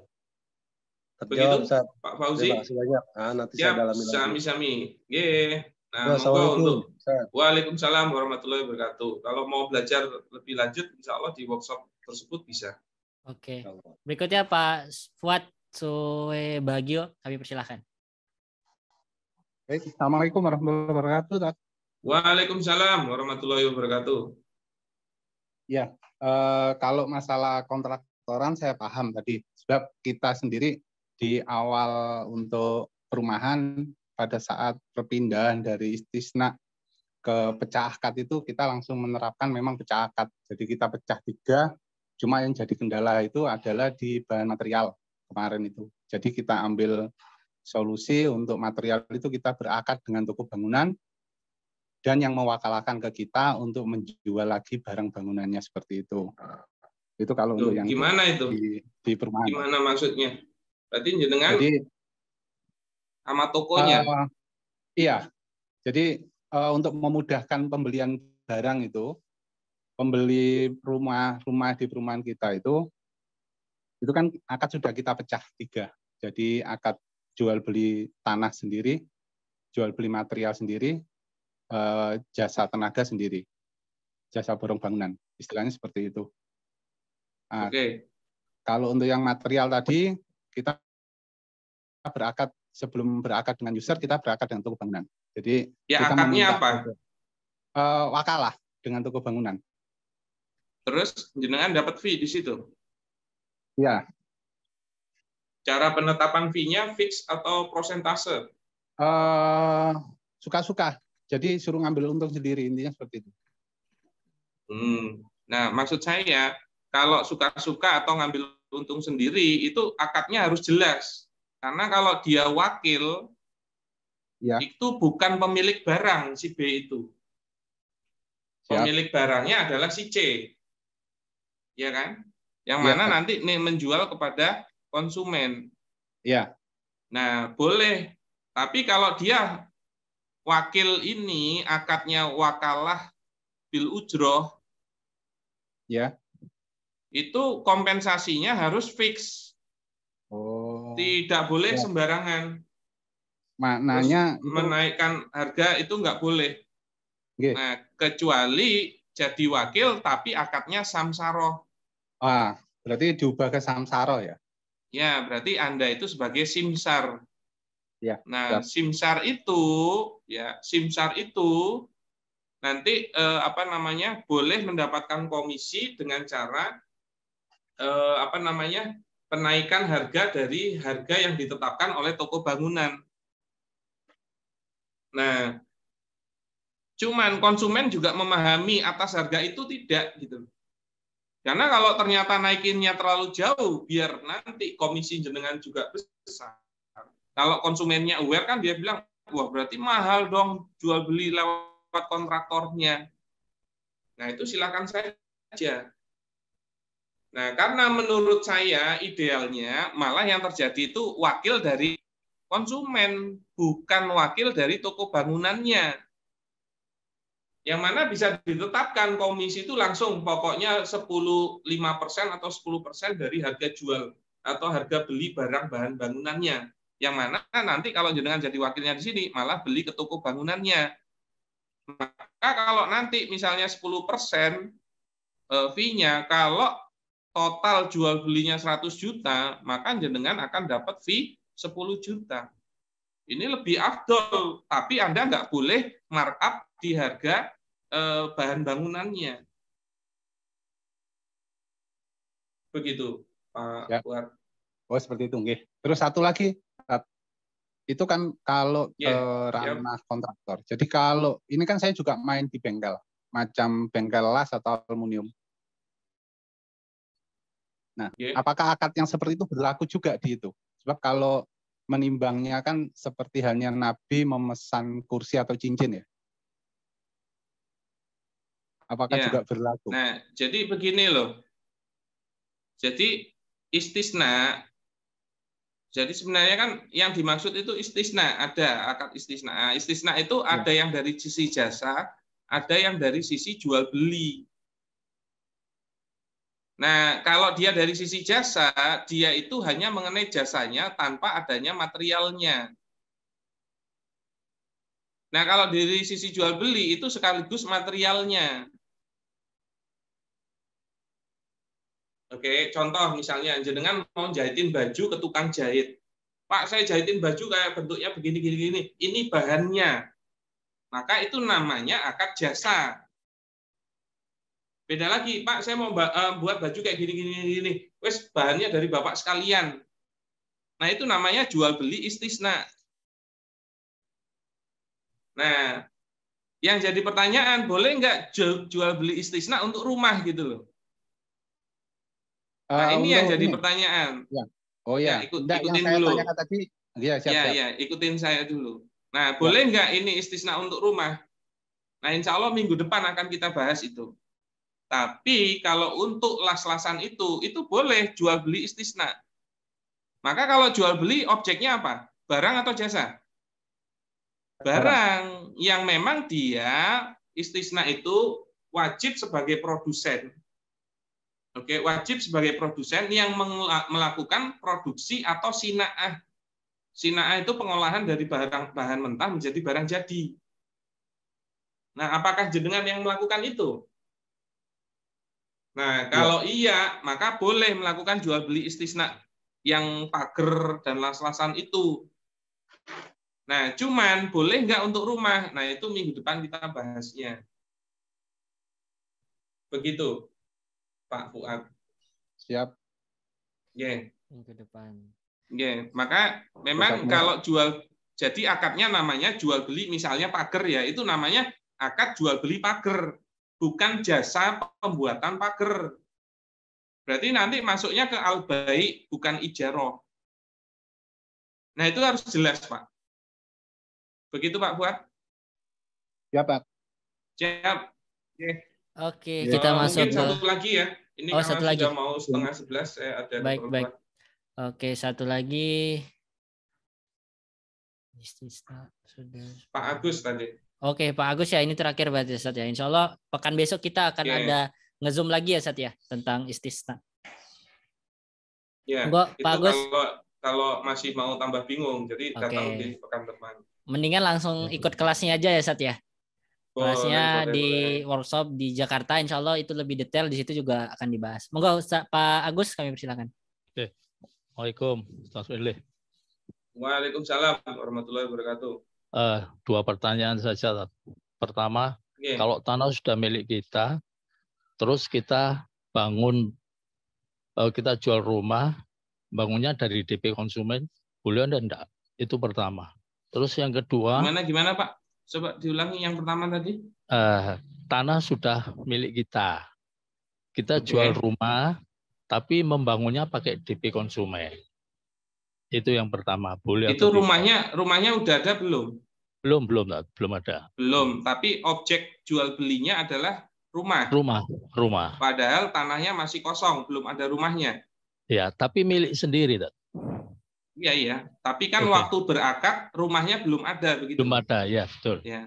Terus yang kedua, kalau kita mau bangun rumah, kita pakai jasa, misalnya tipe 36 15 juta. Nah, setelah itu kita pembayarannya per termin, misalnya bangunannya 20%, jasanya 20%, kali 15 juta, itu baru turun. Boleh tidak begitu? Sampai seterusnya.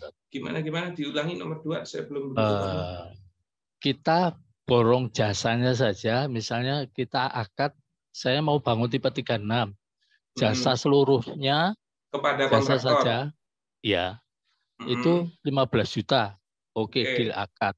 Nah, biayanya 15 juta. Ya, terus pembayarannya per termin, misalnya 1 minggu bangunan naik 20%, berarti saya harus bayar 20% kali 15 juta. Itu boleh enggak, Tat? Ya, untuk menghindari. Siap. Oke, saya sudah memahami faktanya. Begitu Pak Agus? Ya. Saya jawab dulu. Oke. Ya, yang nomor 1, sebenarnya Anda itu memang pemilik lahan, tapi belum ada rumahnya gitu loh. Ya. Nah, pertanyaannya melakukan akad jual beli tapi objeknya rumah. Nah, berarti kan rumahnya itu belum ada. Iya. Belum ada miliki. Hukum Betul. asal jual beli itu penjual itu harus memiliki barangnya. Lah, tapi Malaysia indakan. Janganlah engkau menjual barang yang belum ada di sisimu. Salah satu maksudnya adalah yang belum dimiliki atau belum ada pada saat akad. Ya. Nah, opsinya kalau belum ada barangnya, itu memang masih boleh berakad dengan akad perkecualian, yaitu menjadi akad salam atau istisna. Oh. Gitu loh. Nah, boleh, nanti minggu depan kita bahas. Bisa nggak jual beli rumah yang belum ada rumahnya masuk ke salam atau masuk ke istisna? Bisa nggak? Nah, kalau clue-nya saya dari sekarang itu nggak bisa dua-duanya. Nah, kenapa? Insya Allah minggu depan kita akan bahas. Digantung berarti. Ya, bukan digantung. Jelasinnya emang nggak simpel. Oke. Betul. Ya, memang maksudnya sih menggantung. Itu yang pertanyaan pertama. Nah, untuk pertanyaan kedua, maka melakukan akad ijaroh. Ya, ijaroh dengan ijaroh itu pembayarannya fleksibel, Pak. Boleh di depan, oke, boleh angsur, atau bahkan pada saat dia selesai di belakang. Yang penting disepakati kapan pembayarannya. Oh, gitu ya. Gitu loh. Maka dibuat diangsur, oke, 20% dulu, 20%. Tapi tidak boleh majhul atau tidak jelas kapan pembayaran itu. Oke. Nah, makanya biar dia tidak goror, harusnya menghilangkan perselisihan, idealnya pembayaran itu berdasarkan waktu. Karena pemberian jasa dengan pemberian pembayaran itu dua kesepakatan yang dipisah, gitu loh. Nah, itu silahkan, tinggal disepakati waktunya. Jadi boleh misalnya kita per minggu, misalnya tukang 150, kuli 100, berarti 250 kali 5 hari gitu boleh ya, Tat? Boleh. Nanti kan ada sisanya milik dia kan, karena sesuai kesepakatan. Boleh sisa juga apanya, ya? Misalnya ternyata cuman belum sampai 15 juta, sampai terakhir rumah itu sudah jadi, dia masih punya kelebihan dari situ. Ya sebenarnya kan bukan tentang bayarin pegawai-pegawainya dia. Karena kita sudah akadnya borongan kepada dia atas jasanya. Nah, masalah dia nanti itu mengkoordinasi timnya biar efisien dan lebih cepat jadi, yaitu udah kelebihan mengenai dia. Ataupun sebaliknya, kalau molor berarti biaya dia naik, kalau memang yang disepakati 15 ya dia rugi. Iya. Begitu loh, maka dampaknya sendiri-sendiri.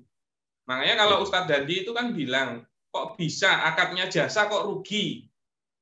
Beda kalau akadnya jual beli rumah yang istisna tadi.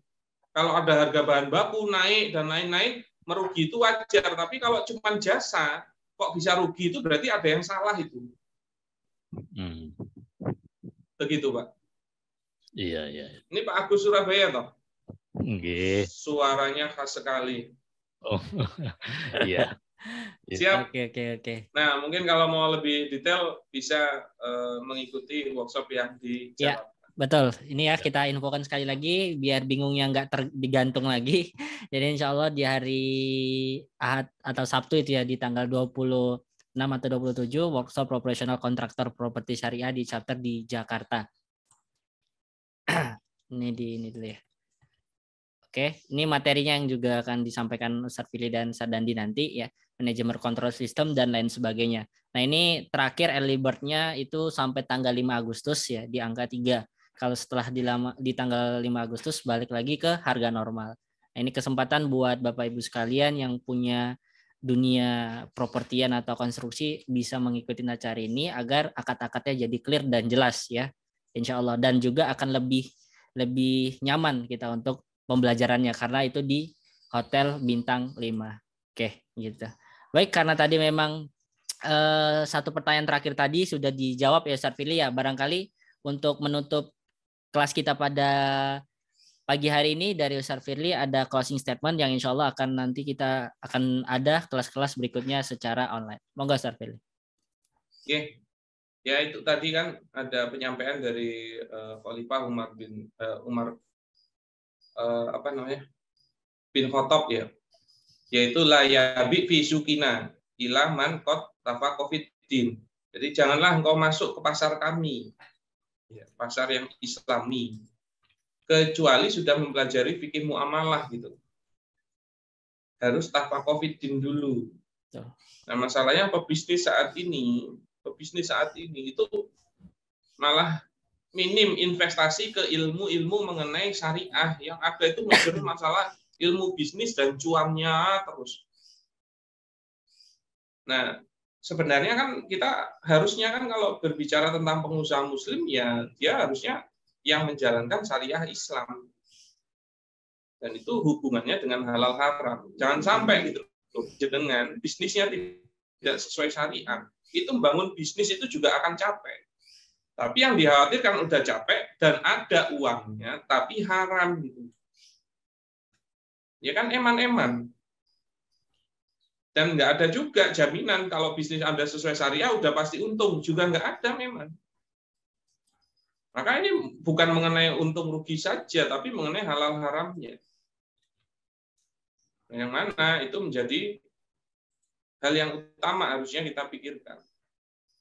Dan jangan sampai nanti udah capek, hasilnya banyak tapi haram buat menafkahi orang, menafkahi keluarga, untuk menyantuni ke pesantren, sedekah sebanyak-banyaknya. Nggak ada nilainya itu. Zong semua. Malah yang dikhawatirkan menjadi dosa. Nah, makanya bukan mengenai untung setinggi-tingginya, tapi bagaimana itu bisa halal dan berkah. Begitu, mari kita agendakan untuk banyak-banyak mempelajari ilmu-ilmu syariah, karena itu menjadi wajib apabila Anda menjadi pengusaha muslim. Begitu dari saya, tetap semangat, afwan minkum, semoga kita bisa bertemu lagi di majelis-majelis berikutnya. Amin. Assalamualaikum warahmatullahi wabarakatuh. Saya kembalikan ke moderator. Waalaikumsalam warahmatullahi wabarakatuh. Baik, terima kasih banyak Ustaz Firly, jazakallah khairan atas ilmu dan materinya pada pagi hari ini. Dan insya Allah materi ini akan kita share juga di channel YouTube bisara.id ya. Jadi bisa lihat rekaman-rekaman kita di situ. Untuk lebih detailnya lagi nanti bisa ditanyakan ke admin bisara.id. Dan buat Bapak Ibu sekalian yang ingin untuk mengikuti workshop kita bisa hubungi admin dari bisara.id dan terakhir early bird-nya di tanggal 5 begitu. Dan kami ucapkan jazakumullah khairan pada Bapak Ibu sekalian yang sudah ikut berpartisipasi dari pagi tadi sampai menuju siang hari ini.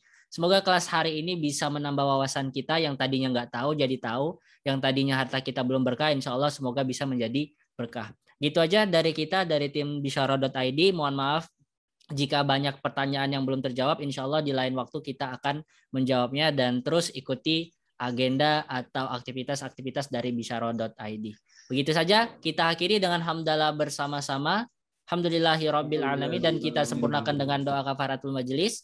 Subhanakallahumma wa bihamdika asyhadu an la ilaha illa anta astaghfiruka wa atubu ilaik. Sekali lagi terima kasih banyak Ustadz Firly selaku founder dari bisara.id. Semoga sehat dan sukses selalu.